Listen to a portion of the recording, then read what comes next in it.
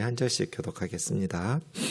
벨사살 왕이 그 귀족 1000명을 위하여 큰 잔치를 베풀고 그 1000명 앞에서 술을 마시니라. 벨사살이 술을 마실 때 명하여 그 부친 느부갓네살이 예루살렘 성전에서 탈취하여 온 금 은그릇을 가져오라고 명하였으니 이는 왕과 귀족들과 왕후들과 후궁들이 다 그것으로 마시려 함이었더라. 이에 예루살렘 하나님의 전 성소 중에서 탈취하여 온 금그릇을 가져오매 왕이 그 귀족들과 왕후들과 후궁들과 더불어 그것으로 마시더라. 그들이 술을 마시고는 그 금, 은, 구리, 쇠, 나무, 돌로 만든 신들을 찬양하니라. 그때 사람의 손가락들이 나타나서 왕궁 촛대 맞은편 석회벽에 글자를 쓰는데 왕이 그 글자 쓰는 손가락을 본지라. 이에 왕이 즐기던 얼굴빛이 변하고 그 생각이 번민하여 넓적다리 마디가 녹는 듯하고 그의 무릎이 서로 부딪힌지라. 왕이 크게 소리질러 술객과 갈대아 술사와 점쟁이들을 불러오게 하고 바벨론의 지혜자들에게 말하되 누구를 막론하고 이 글자를 읽고 그 해석을 내게 보이면 자주색 옷을 입히고 금사슬을 그 목에 걸어주리니 그를 나라의 셋째 통치자로 삼으리라 하니라. 그때 왕의 지혜자가 다 들어왔으나 능히 그 글자를 읽지 못하며 그 해석을 왕께 알려주지 못하는지라. 그러므로 벨사살 왕이 크게 번민하여 그 얼굴빛이 변하였고 귀족들도 다 놀라니라. 왕비가 왕과 그 귀족들의 말로 말미암아 잔치하는 궁에 들어왔더니 이에 말하여 이르되 왕이여 만수무강하옵소서. 왕의 생각을 번민하게 하지 말며 얼굴빛을 변할 것도 아니나이다. 왕의 나라에 거룩한 신들의 영이 있는 사람이 있으니 곧 왕의 부친 때 있던 자로서 명철과 총명과 지혜가 신들의 지혜와 같은 자니이다. 왕의 부친 느부갓네살 왕이 그를 세워 박수와 술객과 갈대아 술사와 점쟁이의 어른을 삼으셨으니 왕이 벨드사살이라 이름하는 이 다니엘은 마음이 민첩하고 지식과 총명이 있어 능히 꿈을 해석하며 은밀한 말을 밝히며 의문을 풀 수 있었나이다. 이제 다니엘을 부르소서. 그리하시면 그가 그 해석을 알려드리리이다 하니라. 이에 다니엘이 부름을 받아 왕 앞에 나오매 왕이 다니엘에게 말하되 내가 나의 부왕이 유다에서 사로잡아온 유다 자손 중에 그 다니엘이냐? 내가 내게 대하여 들은즉 내 안에는 신들의 영이 있으므로 내가 명철과 총명과 비상한 지혜가 있다 하도다. 지금 여러 지혜자와 술객을 내 앞에 불러다가 그들에게 이 글을 읽고 그 해석을 내게 알게 하라 하였으나 그들이 다 그 해석을 내게 보이지 못하였느니라. 내가 내게 대하여 들은즉 너는 해석을 잘하고 의문을 푼다 하도다. 그런즉 이제 내가 이 글을 읽고 그 해석을 내게 알려주면 내게 자주색 옷을 입히고 금사슬을 내 목에 걸어주어 너를 나라의 셋째 통치자로 삼으리라 하니. 아멘. 오늘 말씀은 벨사살 왕 때 있었던 사건인데요. 우선 이 시기가 어느 시기였는지를 좀 살펴보면 이스라엘 역사가 첫 번째 왕 사울, 두 번째 왕 다윗, 세 번째 왕 솔로몬까지 통일왕국이었죠.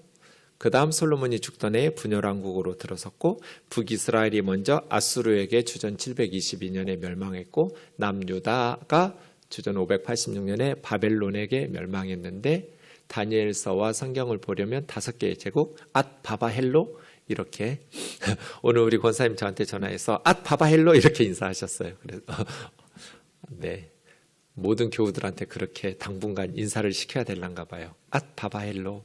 그 순서대로 외우시지 않으면 다니엘서를 해석할 수가 없어요. 7장부터는 헷갈려가지고. 네, 아수르, 그다음 바벨론, 바사, 페르시아, 헬라, 그리스죠. 알렉산더의, 그다음 로마. 이게 성경의 배경이 되는 제국들이죠.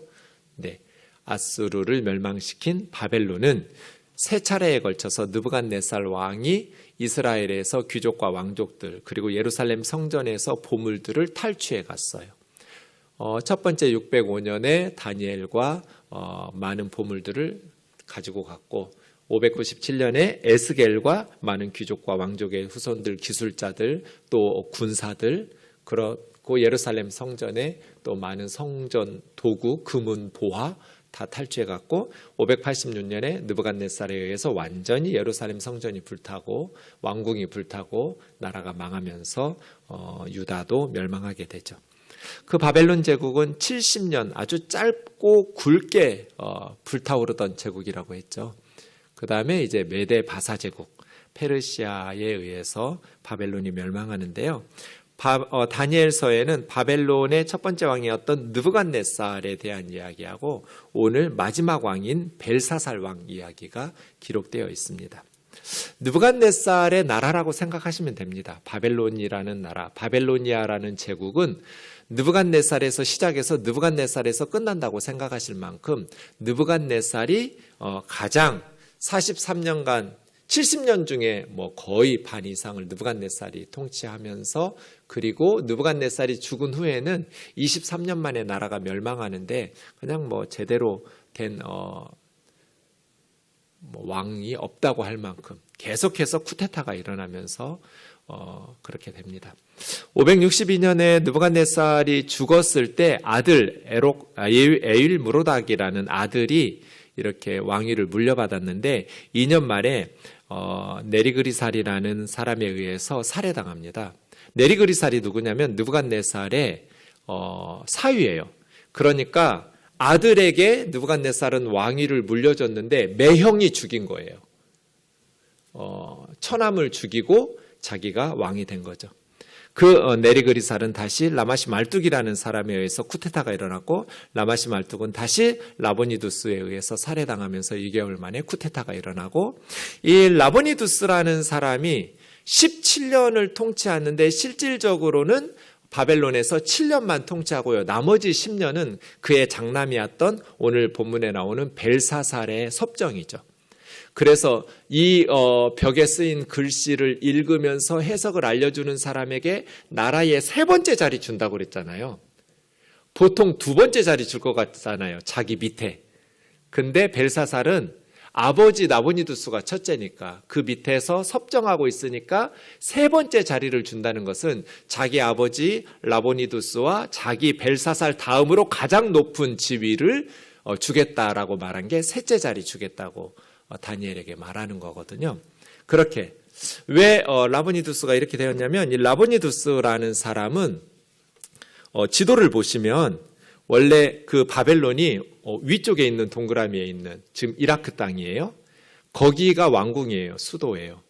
그런데 라보니두스가 자기 아들 벨사살에게 왕위를 넘겨주고 아직도 건강하게 살아있는데 지금 이 테마라고 하는 사우디아라비아예요. 지금으로 하면 사우디아라비아로 가서 한 800km 떨어진 먼 테마로 가서 거기서 살고 다시는 바벨론에 오지를 않아요. 10년 동안 한 번도 안 왔어요. 그래서 학자들이 좀 이상하잖아요. 왜 바벨론 제국의 왕이 7년 동안 다스리다가 갑자기 왕궁을 버리고 수도를 떠나서 그 먼 테마로 가서 10여 년을 보냈을까 봤더니 개종한 거예요. 바벨론의 종교를 버리고 쉰이라는 바벨론의 최고 많은 신들 중에 최고 신이 말뚝이거든요. 벨사살의 그게 말뚝신이에요. 마르둑이라는 바벨론의 최고 신을 버리고 왕이 쉰이라고 부르는 달신, 월신. 근데 이 나보니두스의 어머니가 그 쉰 월신의 사제였어요. 여사제. 그래서 어머니의 영향이 있었는지 어쨌든 벨사살이라는 장남에게 왕위를 넘겨놓고 이제 개종하면서 멀리 수도를 떠나 테마라는 곳에서 일생을 살다가 마무리하는. 그래서 벨사살이 마지막 10년 동안 바벨론 제국의 마지막 왕인데 그리스 역사가 중에 헤로도투스와 크세노폰 같은 역사가들이 오늘 본문의 사건이 주전 539년 10월 12일 저녁으로 봐요. 그때 이 거대한 잔치가 있었고 그 잔치를 끝으로 539년 10월 12일에 이제 페르시아 메데 연합국에 의해서 바벨론 제국은 함락당해요. 그러니까 이 잔치가 마지막 함락하는 저녁 잔치예요. 그럼 이상하잖아요. 아니 지금 나라가 다 정복당했어요. 이제 바벨론 왕궁 하나 남았어요. 바벨론 도시 하나 남았는데 다른 지방 도시들이 페르시아 군대에게, 바사 제국 군대에게 다 정복당하고 위기이고 페르시아 바사 제국의 군사들이 지금 바벨론 도시를, 수도를 에워싸고 있는데 어떻게 이렇게 술 마시면서 1000명의 귀족들을 데리고 잔치를 벌이고 있었을까요? 지금 전쟁 중인데. 왜 그랬을까요? 자신이 있었어요. 헤로도투스가 바벨론을 답사하고 그냥 표현할 말이 없다고 그랬어요. 너무나 아름답고 너무나 완벽한 도시여서. 그래서 알렉산더도 이 바벨론을 그리스 제국의 수도로 삼으려고 했을 만큼 딱 제국을 왕국 그 수도를 건설해 놓고요. 바벨론을 삥 둘러서 강을, 한강처럼 긴 강을, 폭을 삥 둘렀어요. 그러니까 그 바벨론을 정복하려면 그 강을 건너야 돼요. 근데 이거부터 어려워요. 그리고 강을 건너면 바벨론을 두 겹으로 해서 엄청나게 높은 성벽을 쌓았어요. 그 성벽을, 강을 건넌다 해도 그 강 벽 끝에 붙어 있는 성벽 1차 성벽, 그리고 그 안에 있는 2차 성벽을 올라갈 수가 없어요. 그리고 20년은 먹고도 남을 만큼 양식을 비축해 놨대요. 역사가들의 기록에 의하면. 그러니까 벨사살 왕은 다른 도시들이 바사 군대에 의해서 다 정복당했어도 이 수도는 정복당하지 않는다는 확신과 자신감이 있고, 그런 어떤 것들을 과시하기 위해서 귀족들을 불러다가 먹고 마시고 흥겹게, 어찌 보면 불안하니까 더 그렇게 교만하게 행했는지도 모르겠어요. 어쨌든 이날 밤이 바벨론 제국의 마지막 밤이에요. 그렇게 고레스 왕에 의해서, 페르시아에 의해서 바벨론은 무너지게 되죠. 본문 좀 보겠습니다. 벨사살 왕이 귀족 1000명을 위해서 큰 잔치를 베풀고 술을 마시는데, 2절에 좀 이상한 게 부친 느부갓네살, 부친은 아까 말씀드린 것처럼 라보니두스잖아요. 지금 테마로 간, 사우디아라비아로 간 게 자기 아버지거든요. 느부갓네살은 아버지가 아닌데 왜 부친이라고 그랬을까요? 그럼 이건 어떻게 번역해야 돼요? 진짜 아버지 부친이라고 번역하는 게 아니라 조상이라고 번역해야죠. 네. 로마 황제들 이름 끝에는 다 카이사르가 붙어요. 카이사르의 아들이라고 자체해요. 카이사르 아들, 카이사르는 진짜 아들도 아니고 그 양아들이었던 아우구스투스가 아들인데요. 그 아우구스투스뿐 아니라 그 이후에 이어지는 모든 로마 황제들 이름 끝에 카이사르의 후계자로, 그러니까 카이사르의 아들이라고 부르지만 사실은 카이사르의 후손 이렇게 말해야겠죠. 벨사살은 느부갓네살이 바벨론 제국의 가장 위대한 왕이라고 그랬잖아요. 그래서 느부갓네살의 후예, 이런 의미로서 느부갓네살은 벨사살의 조상이라고 말해야겠죠. 진짜 친아들이거나 양아들이거나 이런 게 아닌 거예요. 네, 진짜 친아버지는 라보니두스예요. 그런데 그 잔치하다가, 근데 이 잔치가 그냥 잔치는 아니고요. 나중에 이제 4절에 보면 신들을 찬양하는 잔치, 신들을 높이는 어떤 잔치였는데, 그 잔치에서 예루살렘 성전에서 느부갓네살이 세 차례에 걸쳐서 성전의 보물과 성전 도구들을 이렇게 약탈해 왔잖아요. 그걸 가져오라는 거예요. 예루살렘 성전에서 탈취해 온 성구들을 가지고 와라. 그걸로 왕과 왕후들과 후궁들과 귀족들 함께 술 마시려고. 이런 걸 뭐라고 그래요? 간이 부었다고 그래요. 죽으려고 환장했다고 하기도 해요. 너무 교만했어요. 아무리 자기 나라가 정복했던 나라의 신이라고 할지라도 이 정도의 겸손함과 예의라고 할까요? 이런 건 차렸어야 돼요. 그런데 술기운이 들어가서 그랬는지, 그리고 더더군다나 잘못 골랐어요. 정복한 나라들이 많이 있었는데 하필 망하려니까 예루살렘, 그만큼 바벨론은 정복당하지 않는다고 확신하고 있었어요. 벨사살은. 예루살렘 하나님의 전 성소에서 탈취한 금그릇으로 술 따라 마셨어요. 하나님을 예배하고 하나님을 섬기던 성전의 도구들을 가지고, 그 거룩한 도구들을 가지고 자기들 흥을 돋구는 술 마시는 술잔으로 쓴 거예요. 그러면서 금, 은, 구리, 쇠, 나무, 돌로 만든 자신의 신들을 찬양했어요. 영적인 세계에서 무지한 것은 망해요. 영적인 무지는 영원한 멸망이에요. 갑자기 사람의 손가락들이 나타나더니 왕궁 촛대 맞은편 석회의 벽에 글씨를 쓰는 거예요. 그러니까 왕이 앉은 자리 맞은편이니까 왕이 제일 먼저 봤겠죠. 갑자기 사람들의 손가락 같은 것들이 나타나가지고 왕이 앉은 의자 맞은편 석회 벽에다가 글자를 쓰는 손가락을 봤어요. 갑자기 술이 확 깨는, 벨사살 왕의 얼굴빛이 변하고 너무나 놀란 거죠. 생각이 번민하며 넓적다리 마디가 녹는 듯 무릎이 서로 부딪혀 벌벌벌벌벌 떠는 거예요. 너무나 놀란. 크게 소리 지르면서 모든 점쟁이들, 박사들, 지혜자들 다 불러 모으라고 바벨론의 모든 지혜자들이 불러 모였어요.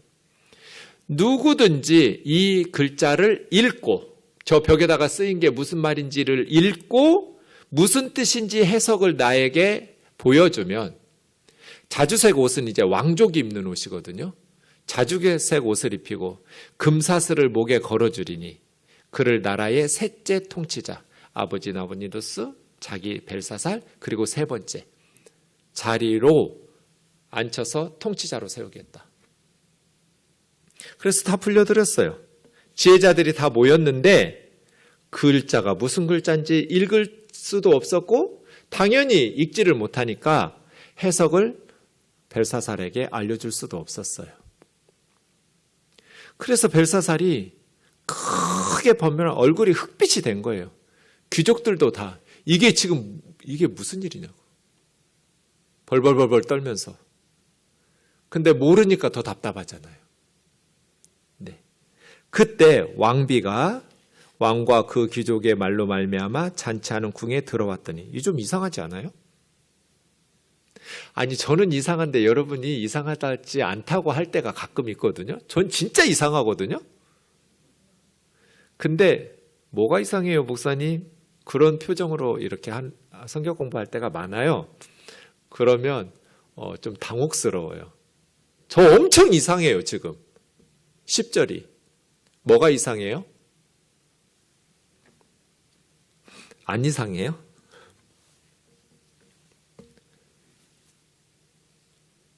왕비가 잔치하는데 없었어요?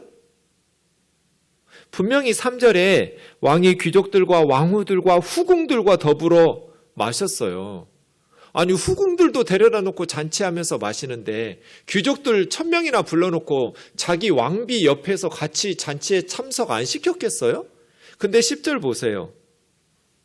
왕비가 왕과 귀족들의 말로 말미암아 잔치하는 왕궁에 들어왔더니, 그 자리에 있었더니가 아니고요. 그 벽에 글자 쓰여지고 그런데 해석할 사람들 불러들이고 지혜자들이 누구도 읽지도 못하고 해석도 못하고 이 말 듣고 들어온 거잖아요. 잔치하는 왕궁에. 이게 이상하지 않냐고요. 안 이상하세요? 겁나 이상해요. 그러면 이 10절의 왕비는 누구겠어요? 왕비가 아니죠. 왕의 어머니 태후예요. 그래서 옛날 개역 한글 성경이 맞는 거예요. 왕의 어머니라고 그래요. 아들이 뭐 자기 며느리들이랑 귀족들이랑 하는데 나이 많은 어머니가 그 자리에 끼어서 뭐 술 마시고 그러겠어요? 대왕 대비 마마는 그냥 조용히 그날 밤에 쉬고 있다가 이런 일들이 있다는 소리를 듣고 나온 거죠. 잔치 자리에 나와서 놀랄 거 아니라고, 얼굴빛 변할 거 없다고. 11절 있는 것처럼 왕의 나라에 거룩한 신들의 영이 있는 사람, 곧 부친 때 있던 자로서, 여기 부친도 다 느부갓네살 이야기예요. 명철과 총명과 지혜가 신들의 지혜와 같은 자가 있습니다. 왕에 붙인 느부갓네살 왕이 그를 세워서 박수와 술객, 갈대아 술사와 점쟁이들의 어른으로 삼았던 그러한 사람이 있습니다. 그러니 12절 벨드사살이라 이름하는 다니엘을 부르라고. 그 다니엘은 마음이 민첩하고 지식과 총명이 있어 능히 꿈을 해석하여 은밀한 것을 밝히면서 의문을 풀 수 있습니다. 그러니까 다니엘은 느부갓네살의 43년간의 통치 이후에 그 다음 23년여 동안 이렇게 나이도 많고 물러나 있었던 것 같아요. 잊혀진 사람처럼. 그래서 그렇지 않았다면 고관들의 잔치에 당연히 다니엘이 참여했겠죠. 벨사살의 잔치에. 근데 그 자리에 없었다는 것은 이제 정계에서 물러난, 은퇴하고 이때 벌써 다니엘은 80이 넘었으니까요. 나이 많은 다니엘은 잊혀진 사람이었던 거예요. 근데 태후는, 왕의 어머니는 다니엘을 기억하고 있잖아요. 그래서 느부갓네살 때 있었던 사건들을 가지고 다니엘을 부르라고 자기 아들에게 얘기하는 거예요. 다니엘을 부르소서. 그러면 해석을 알려줄 수 있을 거라고 하면서 다니엘이 마음이 민첩한 사람, 지혜와 총명이 신들과 같은 사람, 신들의 영이 그에게 있는 사람, 이렇게 말해요. 네, 우리가 다니엘이네요. 하나님의 영이신 성령이 우리 안에 계시니까. 그죠? 하나님의 영이 그 안에 있는 사람입니다. 그래서 그의 지혜와 총명은 신들과 같습니다. 뭐 신들 정도가 아니에요. 그 신들은 다 금이나 은이나 나무나 돌로 사람들이 만들어낸 거고요. 잠시 후에 다니엘이 말하는 것처럼 눈 만들어 놨지만 볼지도 못하고 귀 만들어 놨지만 그 신들은 듣지도 못하는 가짜 신들이잖아요. 그러니까 하나님께서 쓰신 글씨를 그 사람들 손으로 만들어낸 신들을 섬기는 박수, 무당, 점쟁이들이 어떻게 해석하겠어요? 그 벽에다 쓰신 분 하나님이신데. 다니엘 외에는 읽고 해석할 사람이 없는 거죠. 그렇게 다니엘을 부르라고. 그러면 다니엘이 왕에게 해석해 줄 거라고. 네, 마음이 민첩하다는 것 주일에 말씀드린 것처럼 영혼이 탁월하다. 마음이라고 번역하는 루하흐는 영혼이에요. 민첩하다라는 것은 야시드는 엑설런트예요. 다니엘의 영혼은 탁월한 영혼을 가지고 있는 사람. 여러분, 인도의 지도자 간디를 마하트마 간디라고 부르죠. 마하트마. 이게 위대한 영혼이란 뜻이거든요. 마하트마 간디. 위대한 영혼 간디. 그런 말인데요. 사실은 진짜 위대한 영혼을 가진 사람은 다니엘이죠. 마음이 민첩하고 이게 마하트마예요. 그 속에 그 영이 하나님의 영으로 충만하기 때문에 엑설런트한 영혼을 가지고 있었다. 네가 나의 부왕이 유다에서 사로잡아온 유다 자손 중에 그 다니엘이냐? 내가 들어보니 너 안에는 신들의 영이 있으므로, 신들의 영이 아니라 하나님의 영이죠. 성령이 계셔요. 명철과 총명과 비상한 지혜가 있다고 하던데 지금 여러 지혜자들, 술객들 불러다가 저 글을 좀 읽고 해석해 달라고 하는데 아무도 나에게 말해주는 사람이 없다. 너는 할 수 있다 하던데 해석을 잘하고 의문을 푼다는 너가 저 말을 읽고 해석해 주면 자주세고 금삿을 셋째 통치자로 삼아주겠다. 네. 오늘 본문이 끝났네요.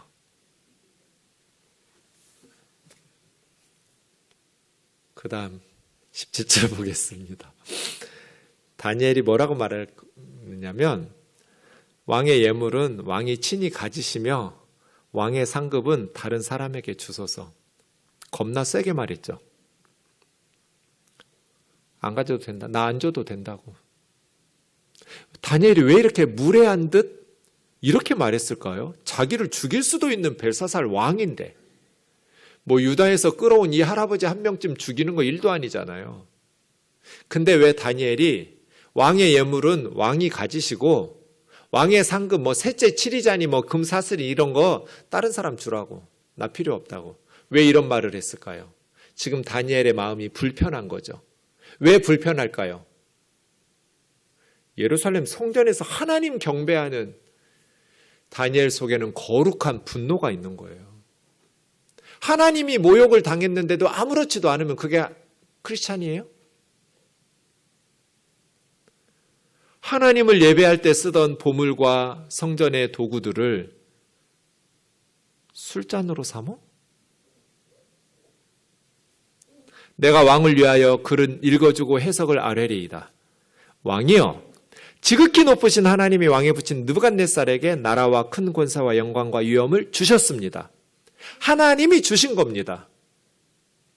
그에게 큰 권세를 주셔서 백성들, 나라들, 언어가 다른 모든 사람들이 그 앞에 떨며 두려워하며 느부갓네살 왕은 임으로 죽이기도 하고 살리기도 하고 높이기도 하고 낮추기도 하더니 그 왕이죠. 그가 마음이 교만해져서 뜻이 완악해지면서 교만하게 높은 마음으로 행함으로 느부갓네살이 왕위에서 폐한받아요. 영광을 빼앗기고 사람들 중에 쫓겨나서 그 마음이 들짐승의 마음과 같이 미친 거죠. 느부갓네살이 미쳤어요. 들나귀와 함께 살며 소처럼 풀을 먹으며 자기가 짐승인 줄 알아요. 바벨론 제국의 왕이었던 느부갓네살이 미쳐가지고 자기를 짐승으로 알고 풀 뜯어먹고 살았어요. 그게 4장에 나오잖아요. 이 바로 앞에 5장, 바로 오늘 본문 앞에 4장에 느부갓네살 이야기가 나와요. 왜? 교만해서 하나님께서. 그랬다가 이제 하나님의 은혜로 느부갓네살을 다시 제정신 돌아오게 고쳐주셨거든요. 그걸 통해서 느부갓네살에게 하나님께서 사람들의 나라를 통치하고 다스리신다는 것, 누구든지 하나님의 뜻대로 역사를 다스리시고 왕위에 세우신다라는 것을 알게 하셨어요. 그래서 느부갓네살이 한 말이 뭐예요? 그 앞에 4장 끝에 보면 그러므로 지금 나 느부갓네살은 하늘의 왕을 찬양하며 찬송하며 경배하노니 그의 일이 다 진실하고 그의 행하심이 의로우므로 교만하게 행하는 자는 그가 능히 낮추심이라 하고 5장으로 넘어왔거든요. 느부갓네살이 자기의 경험을 통해서 그 자신의 경험을 통해서 교만하다가 망한다 라는 것을 가르쳤어요.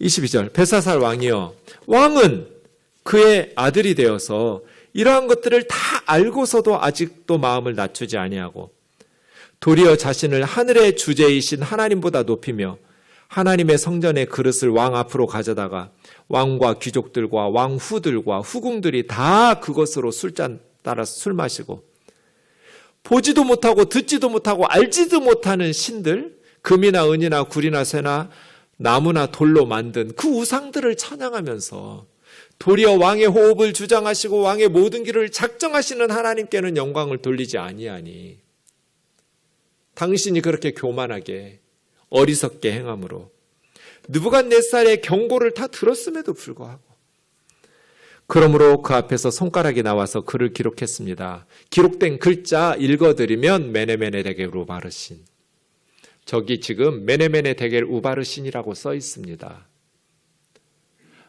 메네라는 말은 이미 왕의 나라 시대를 세웠다죠. 데겔이라는 말은 저울에 달아보았다. 달았는데 부족해요. 이런 걸 뭐라고 그래요? 불량품이라고 그래요. 저울에 달았는데 근데가 안 나가요. 그럼 불량품이죠. 그래서 우바르신, 파르신이라는 말, 베레스라는 말은 나뉘다는 뜻이에요. 왕의 나라는 메대와 바사, 지금 저 성 밖에서 바벨론을 에워싸고 있는 메대 바사 연합국에 의해서 준바되었다 함이니이다. 당신 망한다는 얘기하는 거예요. 바벨론 제국은 이걸로 끝입니다. 왜? 당신이 교만하게 하나님의 성전 도구를 가져다가 술 마셨기 때문에. 메네라는 말은 분사형인데요. 네. 이걸 그냥 화폐 단위로 말할 수도 있어요. 미나라는 화폐, 미나, 데겔, 세겔, 우파르신이라는 것은 세겔의 2분의 1세겔이 파르신이거든요. 그러니까 돈이기도 한데 사실은 명사의 분사형으로 풀어내죠. 메네라는 것은 세다, 숫자를 세다. 그리고 정했다. 숫자를 세워서 정해놨다. 끝을 정해놓은 거예요. 메네의 말은 하나님께서 세우신 숫자가 정해졌다. 숫자가 정해졌다. 대겔은 말씀드린 것처럼 저울에 달다. 우바르시는 나뉘다. 숫자가 정해졌다. 숫자가 정해졌다. 저울에 달았다. 나뉘다. 이게 뭐예요? 저울에 달아보신 거예요. 그리고 당신의 숫자 끝을 정하신 거예요. 하나님이. 바벨론 제국과 당신의 생명의 끝을 정하시고. 왜? 불량품이니까. 그래서 메대와 바사 제국에게 나누어서 정복당할 것이다. 이 말씀 묵상하면서 우리를 저울에 달아보시면 우리는 불량품일까 정품일까? 우리 우면동 교회는 불량품일까? 하나님 앞에 칭찬받는 정품이라고 훌륭한 교회라고 칭찬받을까? 우리 개인적으로나 공동체적으로나 대겔이 이거잖아요. 대겔, 저울에 달아보신다. 그래서 불량품은 숫자를 끝 하면서 정하신다. 29절입니다. 이에 벨사살이 명하여 다니엘에게 자주색 옷을 입히게 하고 금삿을 목에 걸어주고 조서 내려 셋째 통치자로 삼았는데 무슨 의미가 있어요? 그날 망했는데. 이게 539년 10월 12일이에요. 그날 밤 갈대아 왕 벨사살이 죽임을 당하였고 메대 사람 다리오가 나라를 얻었는데 그럼 누구한테 얻은 거예요? 하나님이 주신 거죠. 그때 다리오는 62세였더라. 메네메네 대겔 우바르신이 우리에게 가르쳐주는 다니엘 5장의 교훈은 뭐예요? 세 가지예요. 역사의 주인은 하나님이다. 제국의 통치자가 아니다. 역사의 주인은 하나님이시다. 그러니 지금 우리가 나라 망하고 지금 노예와 포로로 끌려와 있을 절망적인 상황이라 할지라도 하나님 앞에서 회개하고 바르게 서면 개인과 공동체는 회복된다는 거예요. 하나님 앞에서 그러니까 눈에 보이는 사람들을 두려워하거나 보이는 일들에 연연할 필요가 없어요. 더 중요한 것은 역사의 주인이신 하나님 앞에서 내가 어떻게 사느냐예요. 두 번째, 교만하면 망해요. 당신의 조상, 당신의 아버지 느부갓네살이 그렇게 교만하다가 정신병에 걸려가지고 짐승처럼 하늘 이슬을 맞아가면서 짐승처럼 소처럼 풀을 먹으면서 그렇게 살다가 7년 만에 돌아와서 다시 교만하면 망한다 라는 것을 가르치고 당신이 그걸 알고 있음에도 불구하고 나를 통해서 해석해 주시고 꿈꾸었던 그리고 느부갓네살을 통해서 경고했던 그 유다의 하나님을 무시하고 그 하나님의 성전의 도구들을 가져다가 술 따라 마셔? 그러니 당신 죽을 거라고. 근데 다니엘을 보면 정말 담대한 사람이에요. 기도하는 사람은 참 담대하구나. 잘 모르겠는데요. 너무 어려운데요. 내가 눈도 침침하고 늙어가지고 이제 내 젊었을 때는 좀 하나님하고 좀 영빨이 있었는데 늙어서 좀 영성이 흐려지나 좀 나이가 드니까 잘 모르겠다고 할 수도 있었잖아요. 나라 망한다는데 당신 죽는다는데 그런데 천하를 호령하는 벨사살 앞에서 다니엘은 담대하게 말해요. 너 죽는다. 니네 나라 망한다. 그리고 그 말씀 그대로 성취돼요. 이것이 선지자예요. 하나님의 말씀을 전하는 사람은 사람들 눈치 보는 거 아니에요. 하나님이 가르쳐 주신 말씀 그대로 전하는 거예요. 듣는 사람 기분을 살필 필요가 없어요. 그건 하나님이 알아서 하실 일이에요. 우리 목회자들에게 제가 자주 하는 말이에요. 설교대에서 내려오면 겸손해져라. 그러나 설교대 위에 서면 누구 눈치도 보지 마라. 나이가 많든지 적든지 세상의 지위가 어쩌든지 교회의 역할과 직분이 뭐든지 아무 눈치도 보지 마라. 그냥 성경에 써있는 하나님의 말씀에 물타기 하고 희석시키지 말고 그대로 전하라고. 교회에 사람들 많이 불러 모으는 건 우리의 역할이 아니라고. 우리 그거 하라고 하나님이 주의 종으로 부르신 거 아니라고. 하나님 말씀인 성경을 바르게 전해서 바른 신앙, 성경적인 믿음을 성도들에게 세워주고 심어주기 위해서 하나님 우리 부르신 거니까 말씀에 타협하지 말라고. 듣는 사람들 눈치 살피지 말라고. 다니엘 보세요. 왕 앞에서 흔들림 없이 보물은 너 가지라고. 나 필요 없다고. 그 지위 남 주라고. 다른 사람에게. 나 그것도 필요 없다고. 너는 죽는다고. 니네 나라 망한다고. 왜? 하나님이 저울에 달아보니 너는 불량품이야. 왜? 교만해서. 교만하고 영적인 무지한. 그래서 하나님 앞에 죽을 줄 모르고 그렇게 술 처마시고 호언장담하면서 웃고 떠들던 너는 이제 이걸로 끝이라고 선언하고 떠나잖아요. 하나님의 말씀 앞에서 우리가 바벨론이 함락당하던 날 밤을 기억해야 돼요. 한순간이에요. 한순간. 망하는 거 한순간이라고요. 주전 539년 10월 12일 밤에 이 벨사살의 잔치를 기억해야 돼요.